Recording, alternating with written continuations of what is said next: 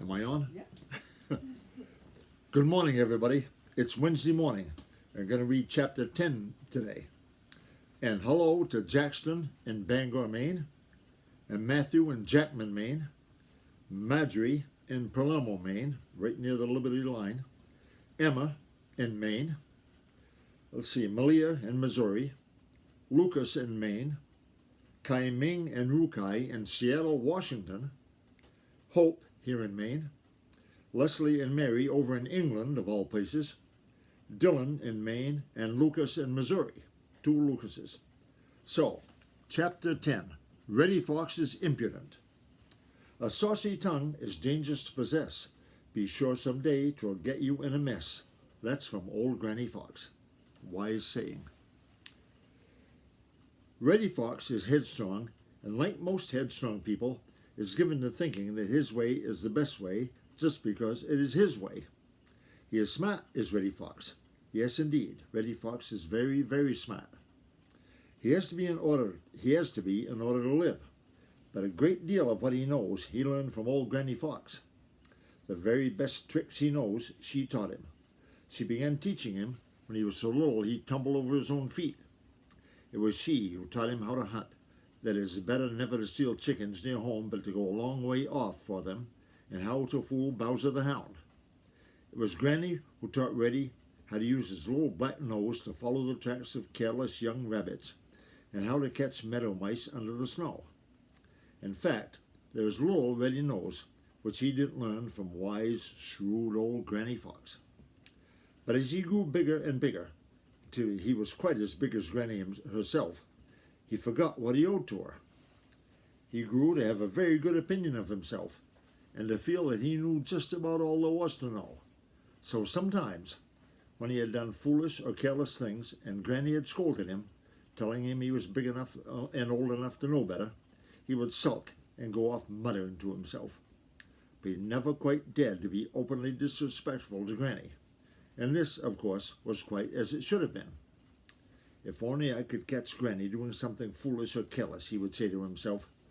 But he never could, and he had begun to think he never would.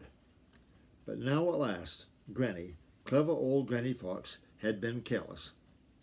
She had allowed Farmer Brown's boy to catch her napping. Reddy did wish he had been there to see it himself. But anyway, he had been told about it, and he made up his mind that the next time Granny said anything sharp to him about his carelessness, he would have something to say back. Yes, sir, Reddy Fox was deliberately planning to answer back, which, as you know, is always disrespectful to one's elders. At last the chance came. Reddy did a thing no truly wise fox ever will do. He went 2 nights in succession to the same hen house, and a second time he barely escaped being shot. Old Granny Fox found out about it.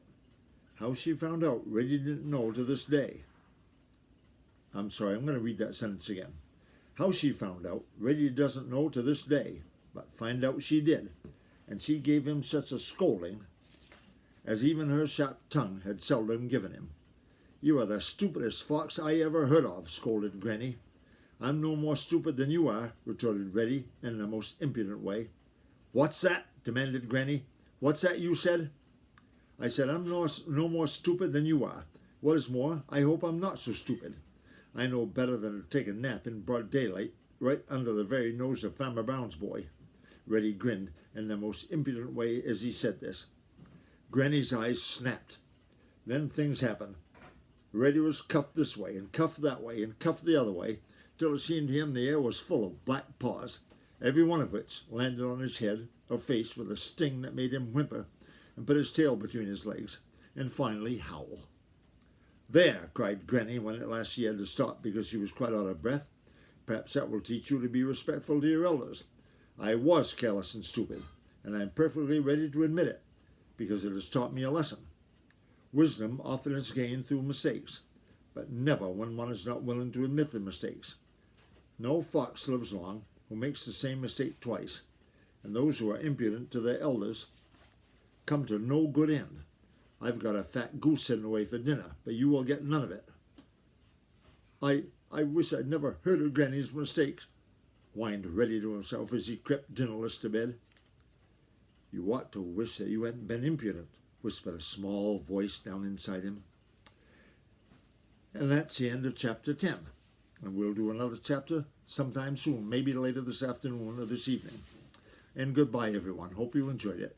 Bye-bye. Roxy, all through. Okay. Shut her off. Old Granny Fox.